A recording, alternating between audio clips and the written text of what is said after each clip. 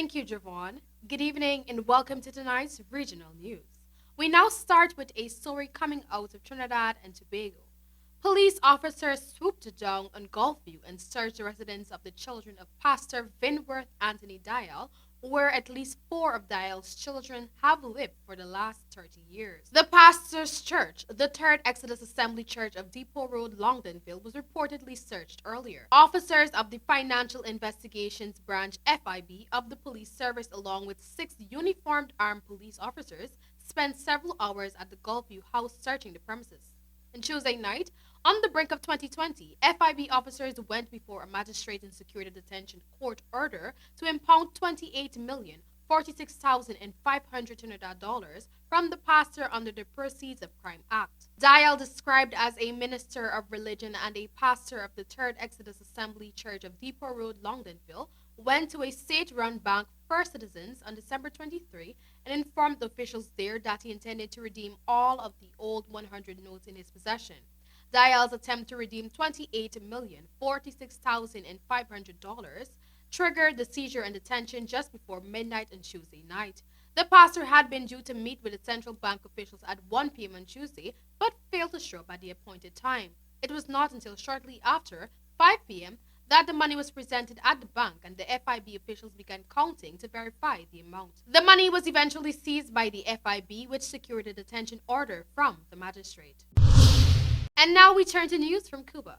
The United States imposed sanctions yesterday on Cuba's defense minister, accusing him of human rights violations and supporting socialist Venezuelan President Nicolas Maduro, Secretary of State Mike Pompeo said in a statement. Washington blacklisted Leopoldo Sintra Frias, Minister of the Revolutionary Armed Forces of Cuba, MINFAR, and his children in its latest action targeting Havana for its support of Maduro. The United States and more than 50 other countries have recognized Venezuelan opposition leader Juan Guaido as the legitimate president. Guaido invoked the constitution to assume a rival presidency last year, arguing Maduro's 2018 re-election was a sham. But Maduro retains the support of the military, runs the government's day-to-day operations, and is backed by Russia, China, and Cuba. And internationally, we turn to Iran. Iran's supreme leader warned of a harsh retaliation after a U.S. airstrike killed Qasem Soleimani, the head of Iran's elite Quds force. American citizens have been warned to leave Iraq immediately after Iran vowed vengeance against the U.S. after President Donald Trump ordered the assassination of one of Tehran's top military commanders in a rocket attack at Baghdad International Airport. The killing of General Qasem Soleimani, the head of Iran's elite Quds force and a beloved figure across Iran, marks a significant escalation in the standoff between Tehran and Washington. And on Friday morning, Iran's supreme leader Ayatollah Ali Khamenei warned that a harsh retaliation is waiting for the U.S., calling Soleimani the international face of resistance. The Pentagon confirmed it conducted the airstrike and said Soleimani was killed because he was actively developing plans to attack American diplomats and service members in Iraq and throughout the region. The airstrike instantly killed all 5 people in the cars.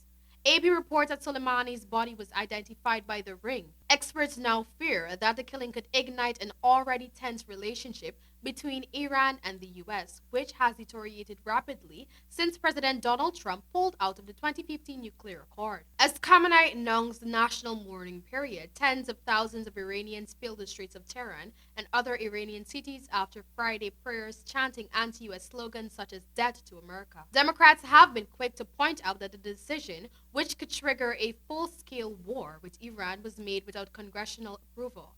Speaker Nancy Pelosi said the strike was carried out without the consultation of Congress, adding that the attack could put the lives of American service members, diplomats, and others further at risk by engaging in provocative and disproportionate actions. Republicans, however, were quick to defend Trump. Senator Marco Rubio, RFL, said Trump exercised admirable restraint while setting clear red lines and the consequences for crossing them. Thank you for joining us tonight, and back to you, Javon.